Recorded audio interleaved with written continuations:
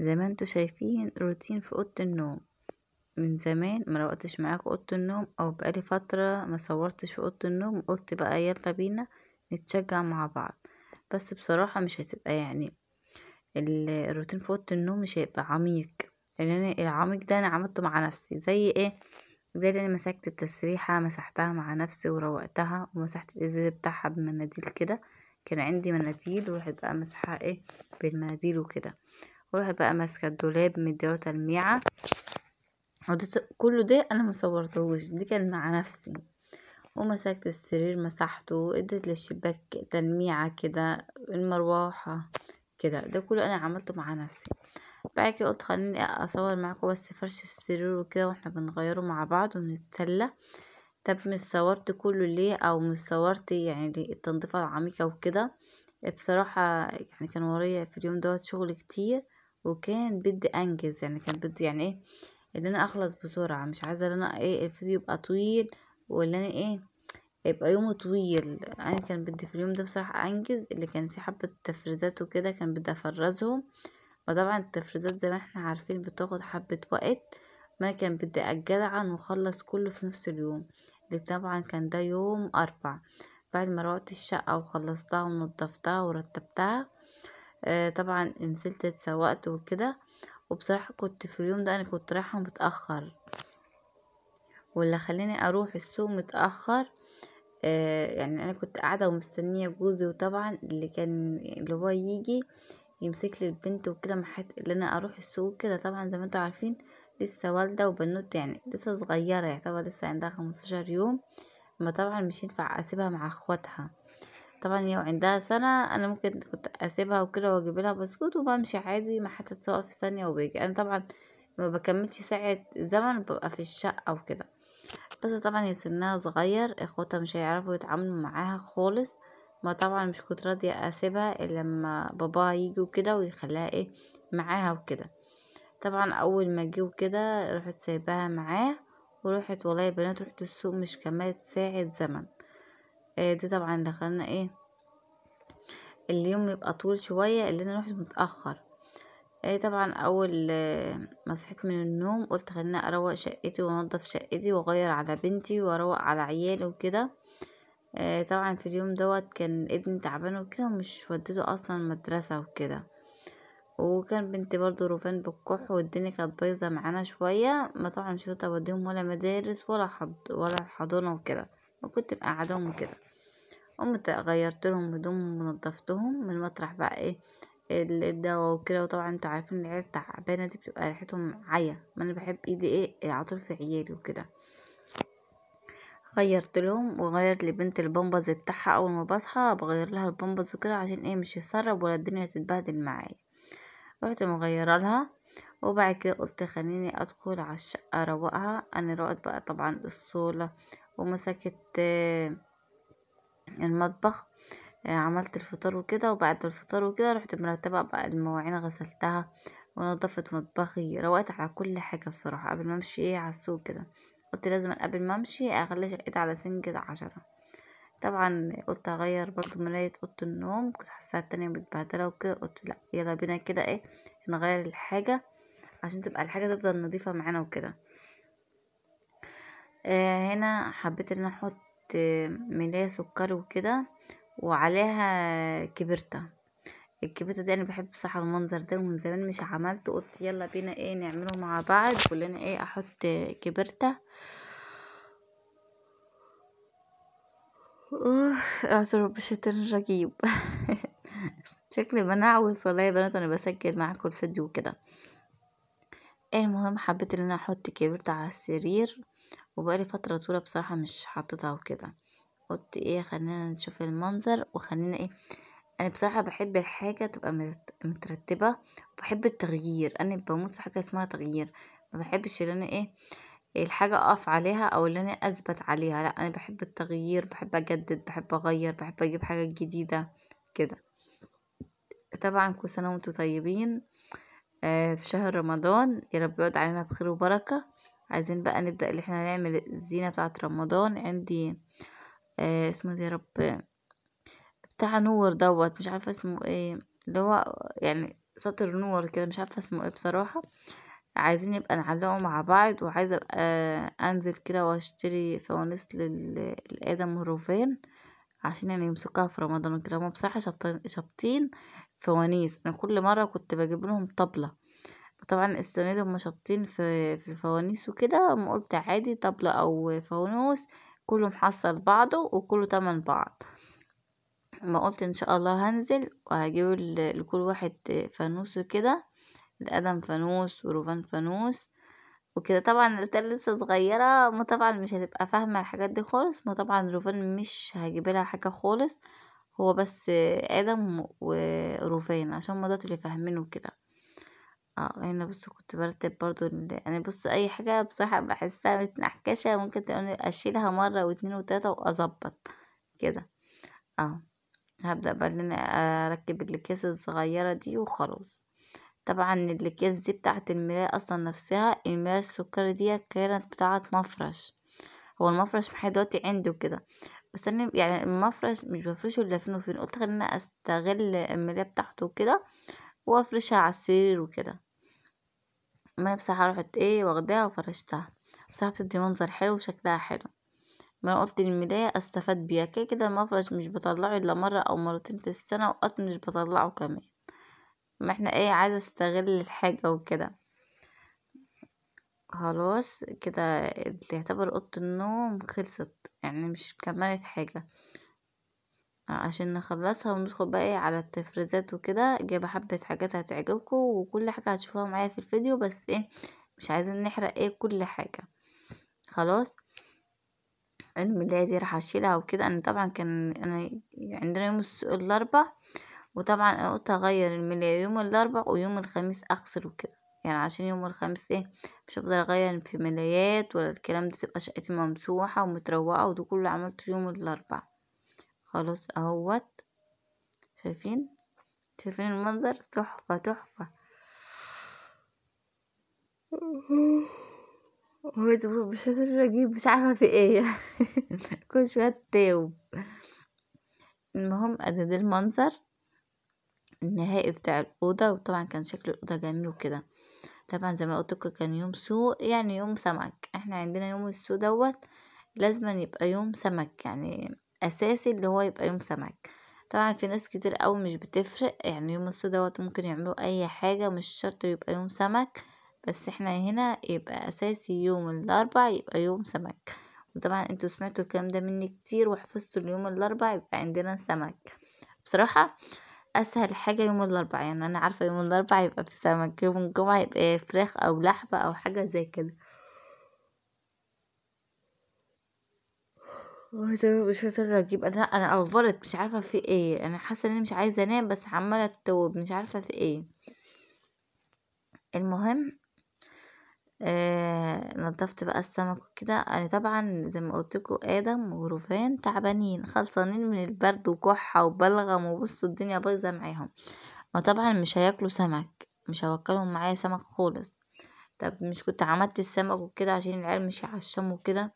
والله يا بنات انا مش كنت عايزة اعمل سمك يوم السوق بس عشان انا مش عملت يوم الاربع اللي فات عشان انا كنت والدة وكده. وطبعا كلهم نفسهم في سمك، وجوزي بالذات بقى يعني من نوع عشاق السمك. راح قال لي لا انا عايز سمك، اعملي لي سمك، مش ليا دعوه بقى العيال تعبانه وكده، انا عايز سمك.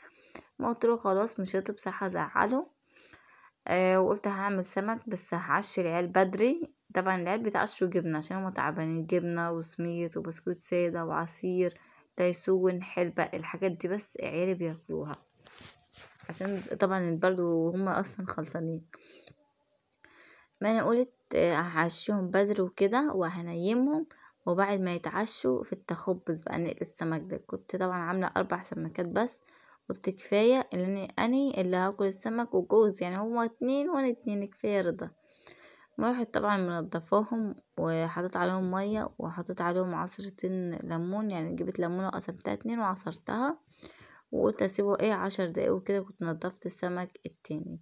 سمك تاني ايوه معايا سمك تاني.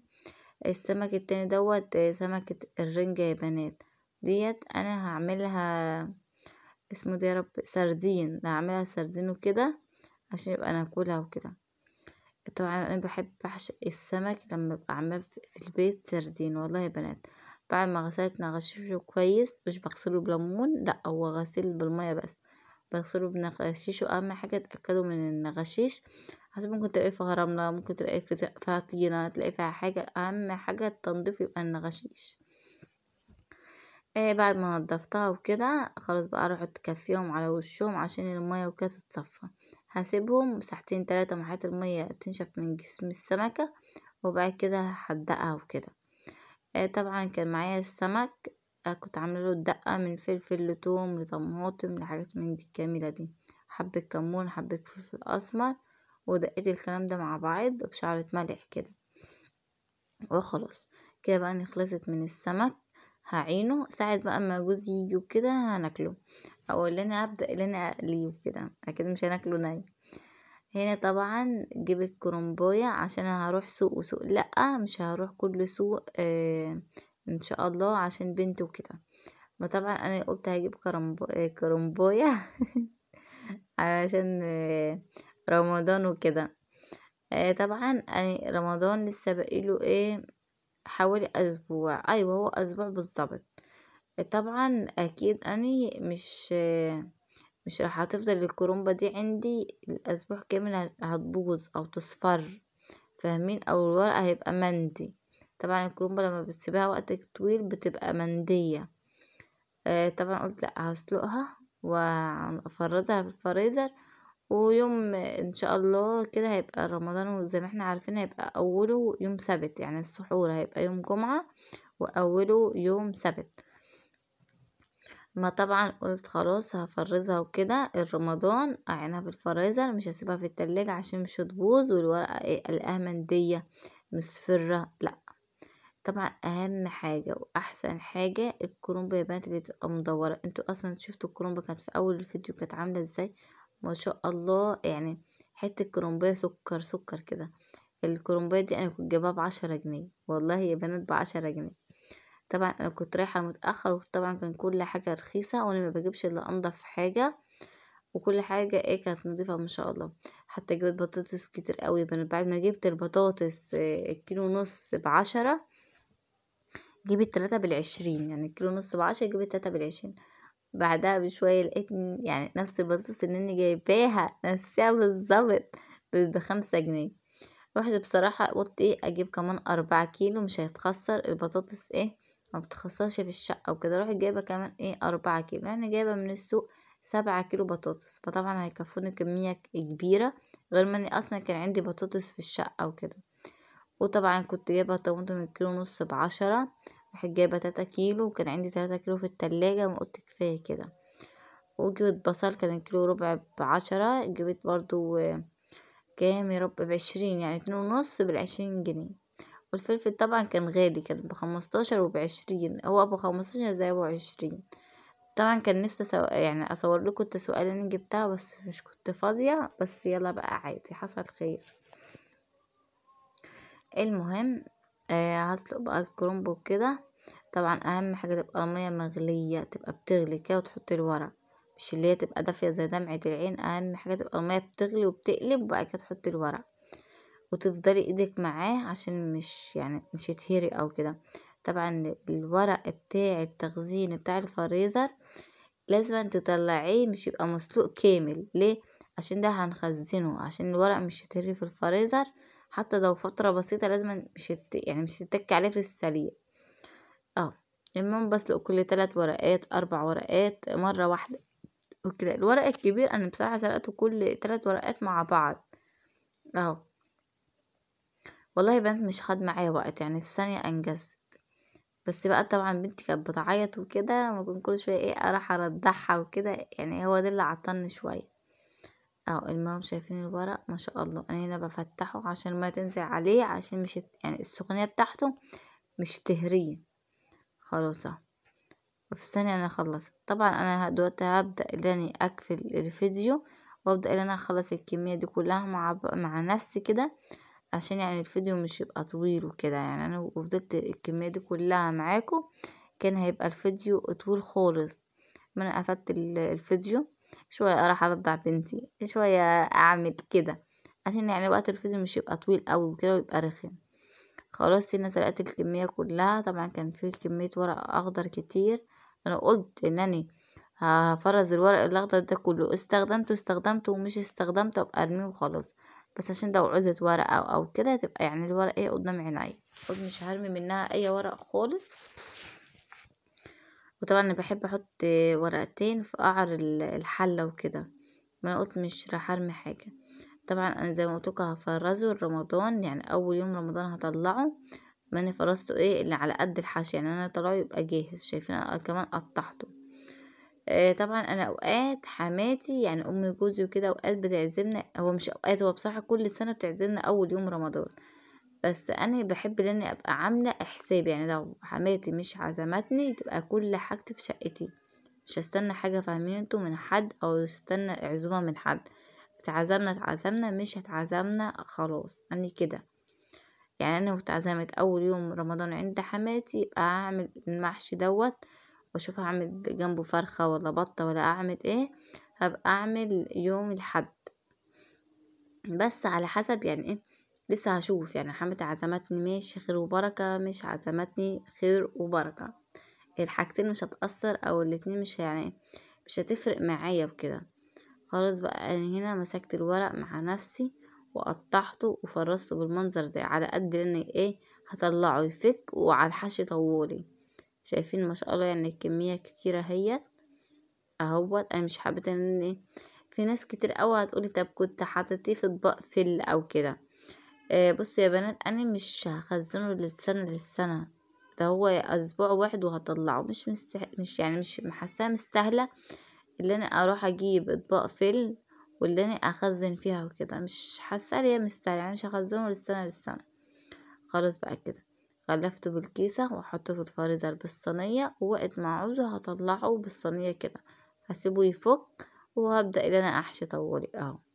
شايفين والله يا بنات في ثانيه انجز اهو.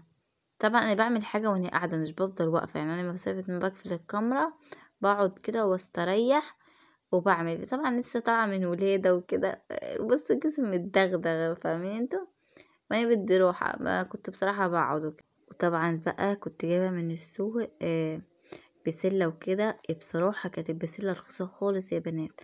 وكنت بقى انا عارفه واحده بتبيع بسله مسكره عسل نحل، ما طبعا روحت بقى عليها وبقولها البسله بكام، قالت لي ب10، قلت لها ب10، قالت لي قلت لها خلاص وزني 4 وزنات، ورحت واخده منها 4 وزنات بال40 جنيه، يعني الكيلو ب10 جنيه. البسله بتاعتها بتبقى خضرا يا بنات وتبقى مسكره سكر نحل كده، طبعا رخيصه خالص خالص خالص. بروحت بقى جايبه قلت ايه، هعين كيس اعمله يوم الجمعه جنب اللحمه، وراح اخزن 3 اكياس بقى. راحت بقى ماسكه طبعا انا بنتي لما كانت بتعيط وكنت برضعها، والله يا بنات وانا حتى برضعها مش قاعده مش راحمه نفسي، انا بصوا في اليوم ده والله يا بنات مش كنت راحمه نفسي خالص، وانا قاعده كنت برضو بفرط البسله وكده، يعني انا قاعده برضعها كل شويه، كل بقى ما بتعيط بروح قايمه وقاعده وشايلاها وارضع وافرط بقى في البسله وكده. بس والله انجزت برضو، يعني عارفين ساعه ما كانت بتعيط وكده والله يا بنات فرطت كيلو بسله وكده، ما دي طبعا برضو انجاز وكده. طبعا كان لسه باقي بقى 2 كيلو كانوا عايزين يتفرطوا كده، انا فرطت الكيلو وانتوا بقى في الكيسه بعد ما نضفته كده، رحت عينا بقى ايه في الكيسه وكده. وطبعا عندي ايه تاني يا رب كان عايز يتخزن، كنت جايبه خضار محشي، كان خضار محشي جميل جميل قوي يا بنات في السوق. هي بنوته صغيره وكده، رحت قلت لها هو خضار المحشي بكمية سكر، راحت قالت لي 8 ب5، قلت لها طب مش 10 ب5، راحت قالت لي خدي يا طنط خدي. رحت بقى واخدة ايه 10 ربط ب5 جنيه. طبعا انا مش هعمل محشي انا المحشي ده عين رمضان. رحت برضه ماسكة ال10 ربط، غير ما كان عندي ربطتين في التلاجة، ونضفت ده كله وغسلته نقعته الاول في الطبق وغسلته غسلة حلوة، ورحت بقى ماسكاه مخرطاه وقلت هخزنه كده، هتشوفوه برضو معايا داخل الفيديو. وطبعا هنخرج جزر مع بعض. طبعا البسلة جزر اهم حاجة في البسلة هي الجزر بصراحة، والجزر في نفس الوقت رخيص، انا كنت جايبة والله يا بنات ب5 كيلو ب5 بصراحة. روحت متأخر بس بصراحة لقيت كل حاجة يعني هادية خالص. خلاص بقى انا مع نفسي كده هفرط البسلة، وبعد ما افرطها هنرجع بقى ونشوف. هنا فرطت 3 اكياس، لا 4 كيلو، يا رب، ال4 كيلو بسلة فرطتهم. عشان انا فرطت الكيلو اللي انا هطبخه يوم الجمعة بالمرة، وعينته بس في التلاجة بصراحة مش زهرته، وعينته في التلاجة اهو شايفين. وده خضار المحشي اللي انا قلتلكوا عليه اهوت، ده 10 ربط كان، يعني ما شاء الله ربطة حلوة بصراحة. وده بقى الجزر اهوت، في كل كيس هحط حبة برضو جزر وكده. فطبعا البسلة بتحب يا فوزية؟ بتحب الجزر. مش تنسي بقى لو وصلتي معايا هنا تكتبي لي كومنت حلو، وتقولي ايه رأيك في الفيديو، وايه رأيك في الفيديوهات اللي انا بنزلها، وعجباكوا ولا مش عجباكوا، وعايزين استمر معاكوا وانزل لكم كل يوم فيديو ولا يوم ويوم فيديو. طبعا رأيكم ده بيهمني كتير قوي يا بنات، عشان بيفرق معايا في النفسية وفي الفيديوهات اللي انا بنزلها. بتمنى والله يا بنات من قلبي كل فيديو انزله تبقوا انتوا مبسوطين مني وعجبكم الفيديو. واخواتي البنات واصحابي البنات، يا رب يا رب انا بتمنى يكون الفيديوهات اللي انا بنزلها انتوا تبقوا مستفيدين منها برضو، يعني مش هو فيديو بينزل على اليوتيوب وخلاص، لا، انا عايزه يبقى اخواتي يستفادوا مني، فاهمين انتوا؟ يستفادوا مني في الحاجه الحلوه ده، يعني بعمل حاجه وحشه او غلط برضو تنبهوني، لا دي غلط دي صح كده. خلاص بقى انا فرست البسله وخرطت الخيار وعملت الخضار بتاع المحشي. وبصراحة في الوقت ده كنت مفيصة خالص، انا مسافة ما قفلت الكاميرا وكده جهزت العشاء وتعشينا. والله يا بنات روحت نايمة طوالي.